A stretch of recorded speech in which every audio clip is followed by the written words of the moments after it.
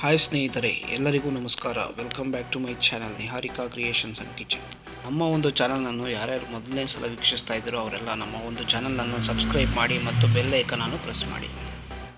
ಸ್ನೇಹಿತರೆ, ವಾಹನ ಸುರಕ್ಷತಾ ದೃಷ್ಟಿಯಿಂದ ರಾಜ್ಯ ಸರ್ಕಾರ ರಾಜ್ಯದಲ್ಲಿರುವ ಸುಮಾರು 2 ಕೋಟಿಗೂ ಅಧಿಕ ವಾಹನ ಅಂದರೆ ಏಪ್ರಿಲ್ 1, 2019ಗಿಂತ ಮುಂಚೆ ನೋಂದಣಿ ಆಗಿರುವಂತಹ ವಾಹನಗಳಿಗೆ ಹೈ ಸೆಕ್ಯೂರಿಟಿ ರಿಜಿಸ್ಟ್ರೇಷನ್ ಪ್ಲೇಟ್ ಅಂದರೆ HSRP ಪ್ಲೇಟ್ ಅಳವಡಿಸಬೇಕು ಅಂತ ನಿರ್ದೇಶನ ಮಾಡಿತ್ತು.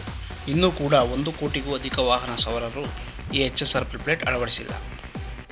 ಇದರ ಅನ್ವಯ ಸೆಪ್ಟೆಂಬರ್ 18ರಂದು ನಂಬರ್ ಪ್ಲೇಟ್ ಅಳವಡಿಕೆಗೆ ಕಾಲಾವಕಾಶ ಕೋರಿ ಹಿರಿಯ ವಕೀಲರಾದಂತಹ ದೇವದತ್ ಕಾಮತ್ ಅವರು ಹೈಕೋರ್ಟ್ಗೆ ಮನವಿಯನ್ನು ಸಲ್ಲಿಸಿರ್ತಾರೆ.